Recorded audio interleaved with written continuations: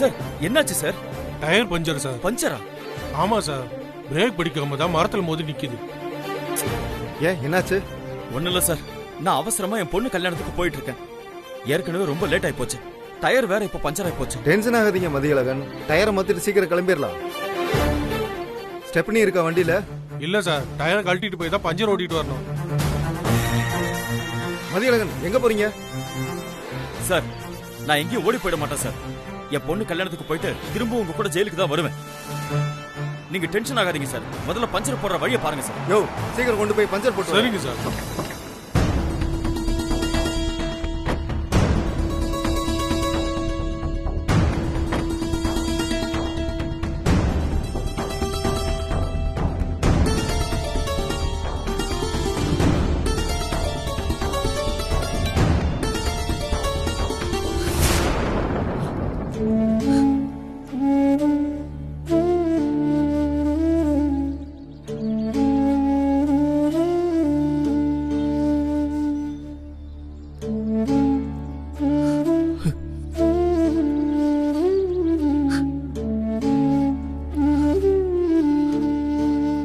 ஆதிரா, இந்த சேலையில உங்க அம்மா மாதிரியே இருப்ப. உனக்கு இந்த கலர் பிடிக்கும் தானே? இந்நேரம் என் பொண்ணுக்கு கல்யாணம் முடிஞ்சு பொண்ணு மாப்பிள்ளை வீட்டுக்கு போயிருப்பாங்க. இவங்க இவ்வளவு லேட் பண்றாங்களே.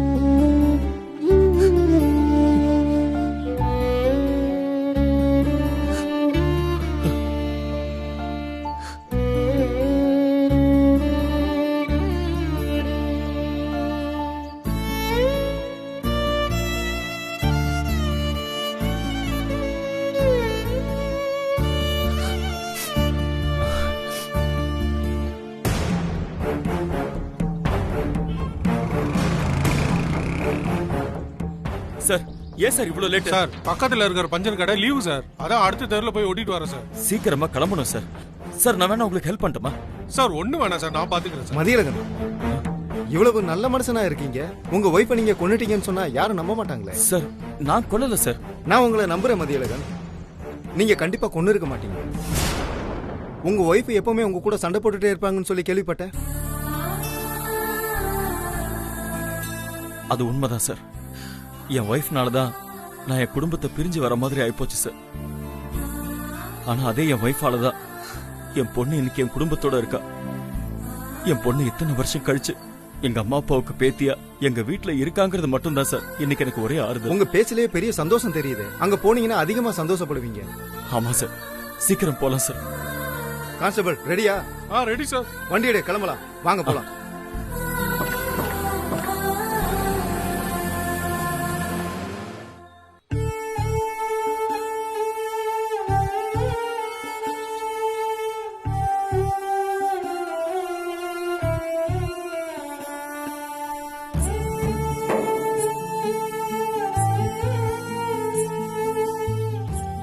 வணக்கங்கம்மா. வணக்கங்கய்யா. என்னம்மா எல்லாரும் ஒண்ணா கிளம்பி இருக்கீங்க?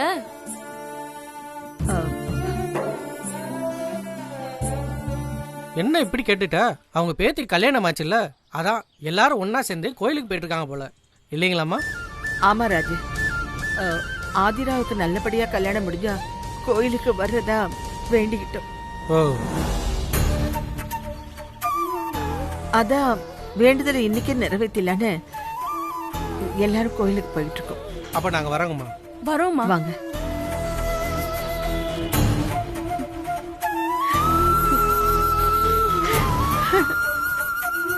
உன் வாயிலிருந்து இப்படி ஒரு பொய் வரும்னு நினைச்சு கூட பார்க்கல. எல்லாரும் பிறக்கும் போது கடவுள் அவங்க தலையெழுத்தை எழுதிடுவாருன்னு சொல்லுவாங்க. எனக்கு அதுல எல்லாம் நம்பிக்கை கிடையாதுங்க. நான் என் மனசாட்சிக்கு உண்மையா வாழறவன். இத்தனை வருஷம் உண்மையா நேர்மையா வாழ்ந்துட்டு இன்னைக்கு யாரோ ஒருத்தர் கிட்ட பொய் சொல்ல வேண்டிய சூழ்நிலை எனக்கு வந்திருக்க வேண்டாங்க. நம்ம சொந்த மகளும் பேரனுமே நாம இத்தனை வருஷமா வாழ்ந்த வீட்டை விட்டு, அதுவும் இந்த வயசுல நம்மள வெளியில துரத்துவாங்கன்னு கனவுல கூட நினைச்சு பாக்கலைங்க. அகல்யாவும் திருமரனும் நம்மள வீட்டை விட்டு அனுப்பிட்டாங்கன்னு வெளியில சொல்லலாம். ஆனா அகல்யாவை ஊர்க்காரங்க திட்டுறத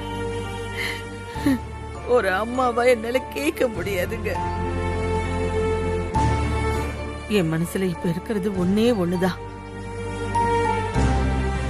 நாம வெளியில வந்ததுக்கு அப்புறமாவது திருமற ஆதிராவை சந்தோஷமா வச்சுக்கிட்டான்னா எனக்கு அது போதுங்க. என்ன சாரதா பேசுற? முறைப்படி இந்த கல்யாணமே தப்பு. ஆதிராவுக்கு திருமாற வலுக்கட்டாயமா தாலி கட்டி இருக்கான். இத கல்யாணமா நியாயப்படி நம்ம ஏத்துக்கூடாதான். ஆனா ஆதிரா இத பத்தி எதுவும் பேசாததுனால அவளுக்கு ஒருவேளை இந்த கல்யாணம் பிடிச்சிருக்கோங்கிற குழப்பத்துல நான் எந்த முடிவுமே எடுக்க முடியாம இருக்கு சாரதா. அது போக சாருமதி குழந்தைய விட்டுட்டு ஓடி போனதுனால திருமாறன் பைத்தியம் பிடிச்ச மாதிரி இருக்கான்.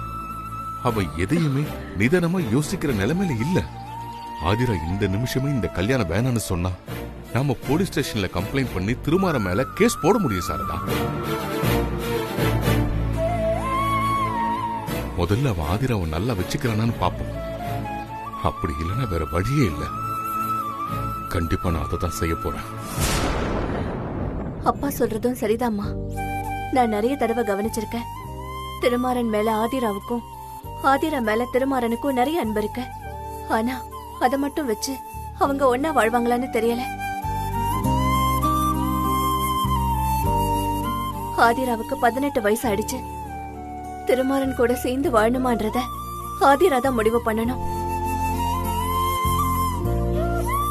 ஆனா ஒண்ணு சாரதா, நீ ஆதிராவோட கல்யாண பேச்ச இவ்வளவு அவசரமா எடுத்திருக்க வேண்டாம். அவ இன்னும் கொஞ்ச நாள் படிச்சிருக்கலாம்.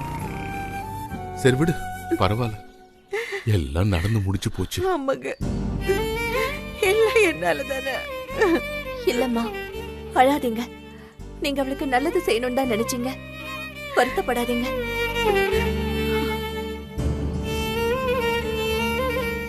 நம்ம கொஞ்சம் அவசரப்பட்டு வந்துட்டோமோன்னு எனக்கு யோசனையா இருக்குமா. அவன் கூட சண்டை போட்டு நமக்கும் உரிமை இருக்குன்னு அங்கே இருந்திருக்கணும்.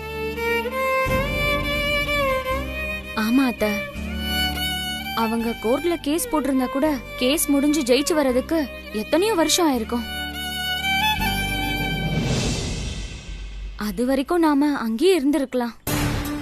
இப்படி குழந்தைங்களை கூட்டிட்டு இந்நேரத்துக்கு நடுத்தருக்கு வந்திருக்க வேணாம். நீங்க அவசரப்பட்டு முடிவெடுத்துட்டீங்களோன்னு எனக்கு தோணுதத்த. தமிழ், நான் வாக்கு கொடுத்துட்டேங்கிறதுக்காக நீயும் சரண்யாவும் பிள்ளைங்களும் எங்க கூட வந்து கஷ்டப்படணும்னு அவசியம் இல்லை. எங்க பிரச்சனையெல்லாம் சரியாகிற வரைக்கும் சரண்யாவையும் பிள்ளைங்களையும் கூட்டிக்கிட்டு நீ வேணா உன் மாமியார் வீட்டுல போய் இரு. நான் எதுவும் தப்பா நினைக்க மாட்டேன். என்ன, எனக்காக நீங்க எல்லாரும் கஷ்டப்பட வேண்டாம். நீங்க எல்லாரும் நல்லா இருந்தா அதுதான் எனக்கு பெரிய சந்தோஷம். அம்மா, நான் அப்படிலாம் சொல்லலாமா. இந்த ஊர்ல பெரிய மனுஷியா வாழ்றீங்க. அதுவும் இல்லாம இன்னைக்கு ஊர்க்காரங்க கிட்ட பொய் சொல்ற நிலைமை வந்துருச்சுன்னு நினைக்கும் போது நீங்க அலறதையும் தெருவுல நடக்கிறதையும் பார்க்கும்போது என்னால தாங்க முடியலம்மா. அந்த வருத்தத்துலதாம்மா இதெல்லாம் சொல்லிக்கிட்டு இருக்கேன். என்ன மன்னிச்சிருங்கம்மா. அம்மா, எல்லாத்துக்கும் காரணம் நான் தான்மா. இந்த வீட்டுக்கு ஏதோ நல்லது செய்யறதா நினைச்சு நான் செய்யறது எல்லாமே தப்பாதான் முடிஞ்சு போகுது. இத்தனையும் சாருமதிக்காக தாமா மறைச்சு வச்சேன். அகிலன் சாருமதி வாழ்க்கையை கெடுத்துருவான்னு நான் ரொம்ப பயந்தேன். அவன் சொன்னதை அப்படியே நம்பினேன். சின்ன பொண்ணா இருந்தாலும் ஆதிரா சாருமதிய புரிஞ்சுக்கிட்டு என்கிட்ட எடுத்து சொன்னாமா. பாட்டிக்கிட்ட இப்பவே சொல்லிடலான்னு அவ்வளவு தூரம் ஆதிரா சொல்லியும் நான் தாமா அதை கேட்கல. மறைச்சது ஏன் தப்புதான். ஆனா இந்த சாருமதி வீட்டுல இருக்கிறவங்களை பத்தியோ அவ திருமாறனை பத்தியோ தாம் பெத்த குழந்தைய பத்தியோ கூட யோசிக்காம ஓடி போவான்னு நான் நினைக்கவே இல்லம்மா.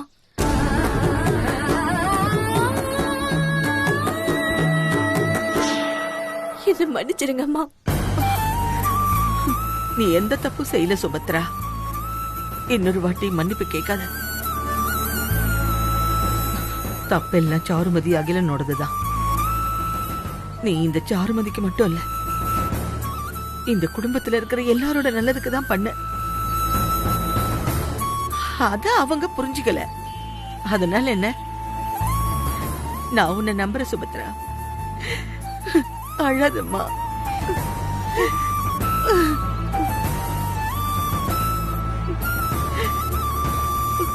சாரதா, இருட்டிட்டு போது, வாங்க போலாம்.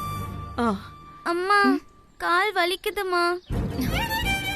கொஞ்சம் பொறுத்துக்குமா, இந்த பக்கத்துல தான்மா கோயில், இதோ போயிடலாம்.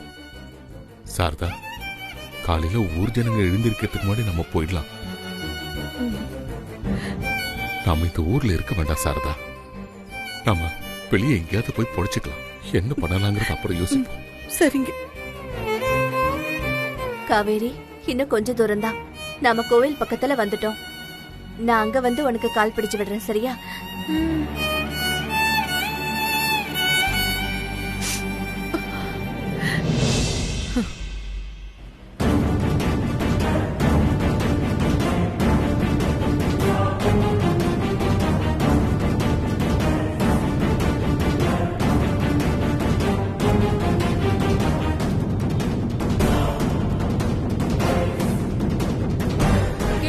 என்னால முடியல, காலெல்லாம் ரொம்ப வலிக்குதுடா. சரி வா, இன்னும் கொஞ்ச தூரம் தான், போயிடலாம்.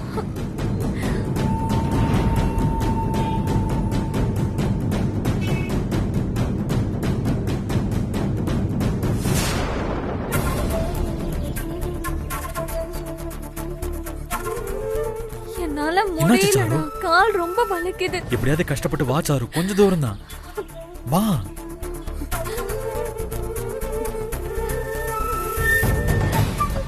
என்ன சாரு?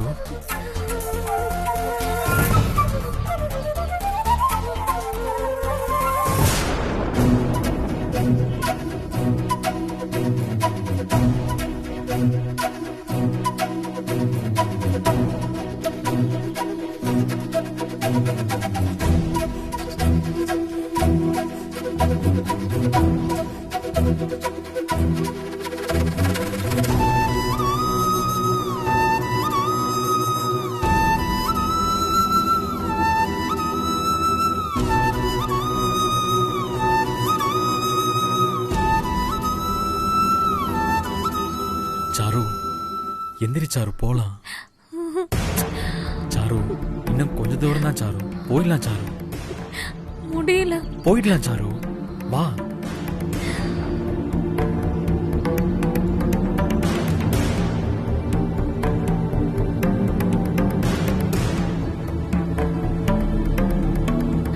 கிலா, என்னால நடக்க முடியல. சாரு, இன்னும் கொஞ்ச தூரம் தான் சாரு, கொஞ்சம் அட்ஜஸ்ட் பண்ணிக்கோ. ஏதாவது ஒரு ஹோட்டல் பார்த்து ஃபர்ஸ்ட் ரூம் எடுத்து தங்குவோம். இங்க பாரு, நம்ம இப்படி ரோட்ல இருந்தோம்னா ஒரு வேலை திருமணம் தேடி வந்தா நம்ம மாட்டிப்போம் சாரு.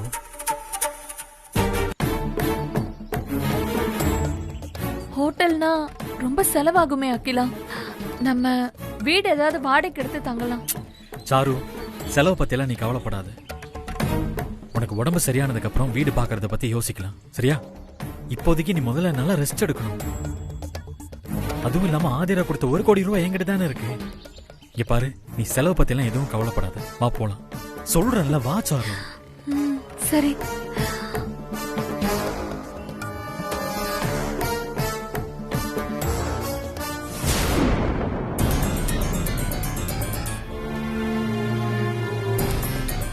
சார், சொல்லுங்க சார். ரூம் வேணும். ஒரு நிமிஷம் சார், வெயிட் பண்ணுங்க, செக் பண்ணிட்டு சொல்றேன். ஓகே.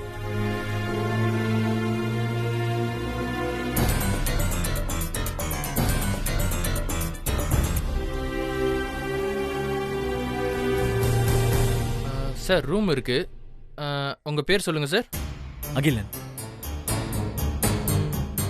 மேடம், உங்க பேர் சொல்லுங்க. Charumathi. Sir, per day 5000 rupees ஆகும். ஓகேங்க. ஒரு நாளைக்கு 5000 rupeesலாம் ரொம்ப எக்ஸ்பென்சிவ். வேண்டாம், வா, வேற ஹோட்டல் போலாம். ஏய் சாரு, அத பத்தியெல்லாம் நீ கவலைப்படாத. நான் இப்பதானே சொன்னேன், கொஞ்சம் இரு சார். நீங்க ரூம் புக் பண்ணிருங்க. Okay sir. எத்தனை நாள் சார்? ஒரு 4 நாள் சார். Okay sir. அட்வான்ஸ் வந்து 10,000 கொடுக்கணும். Okay sir.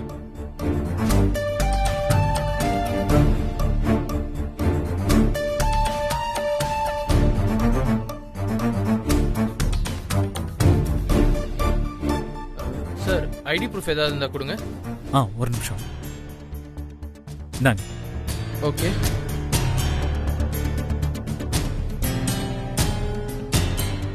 மேடம் உங்க ID? Sorry, I forgot my ID cards. Okay madam, no problem.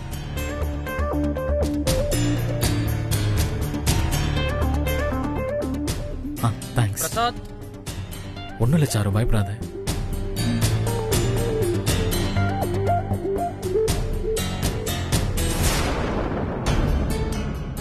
சொல்லுங்க சார். இந்தா சாருக்கு ரூமை காட்டு, கூட்டு போ. இல்ல வேணாம் ப்ரோ, நான் எடுத்துக்கிறேன். சார் நான் எடுத்துக்கிறேன். இல்ல பரவாயில்ல, நானே எடுத்துக்கிறேன். சார் நான் எடுத்துக்கிறேன். இல்ல பரவாயில்ல, தேங்க்ஸ். ஓகே சார், வாங்க. ஓகே.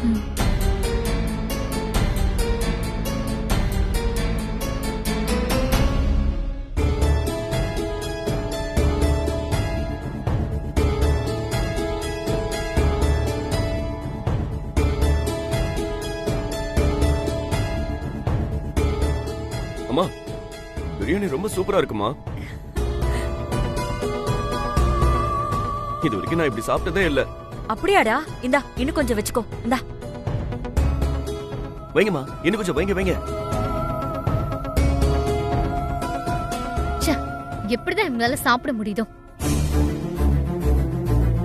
வீட்டுல இருக்கிறவங்கள வெளியே அனுப்பிட்டோமே, அவங்க எல்லாம் எங்க போனாங்க, என்ன பண்றாங்க? குழந்தைங்களை கூட்டிட்டு போயிருக்காங்களே, அவங்க எல்லாம் சாப்பிட்டாங்களா அப்படின்னு கொஞ்சம் கூட வருத்தமே இல்லாம எப்படிதான் இவங்களால சாப்பிட முடியுதோ? இந்த மாதிரி மனுஷங்களை நான் பார்த்ததே இல்லடா தங்கம்.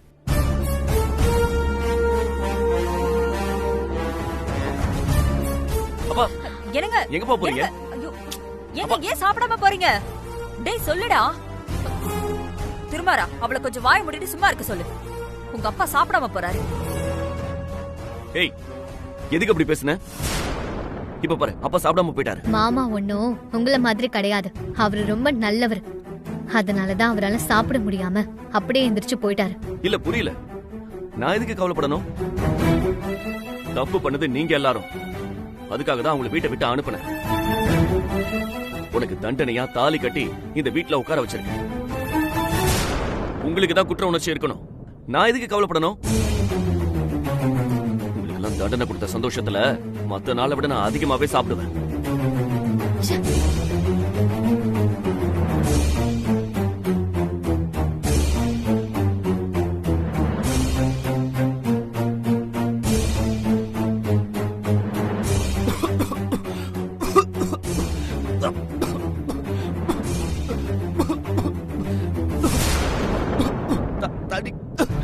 தண்ணி எடு,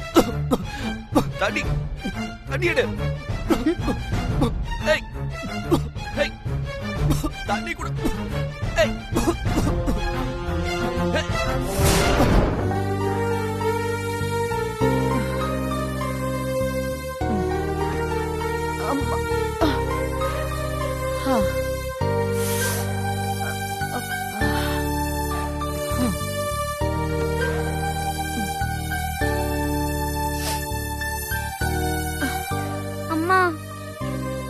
நாம இன்னைக்கு நைட் இங்க தான் தங்க போறோமா?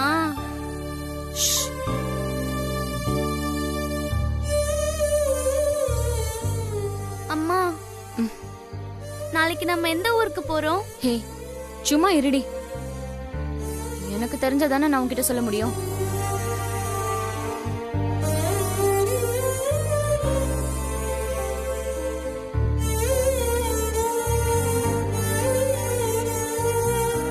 அம்மா, எனக்கு ரொம்ப பசிக்குதுமா.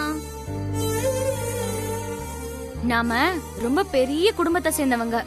நமக்கு கௌரவம் தான் முக்கியம். பசிக்க கூடாதுன்னு உன் வயித்துக்கிட்ட சொல்லி வை. ஏய், குழந்தைகிட்ட எப்படி பேசணும்னு தெரியாதா? ஆமா, எங்களுக்கு கௌரவம் தான் முக்கியம். அடுத்தவங்க கிட்ட கையேந்தி நிக்க மாட்டோம். கொடுத்த வாக்க தவறவும் மாட்டோம். உங்க அம்மா மாதிரி ஊரே திட்டுனாலும் கண்டுக்காம அநியாய வட்டியில சம்பாதிக்க மாட்டோம். இங்க பாரு, உன் தம்பி மாதிரி மானம் போற காரியத்தை செய்ய மாட்டோம். ஏங்க, நான் இப்ப என்ன சொல்லிட்டேன்னு எம்மள இவ்ளோ கோவப்படுறீங்க?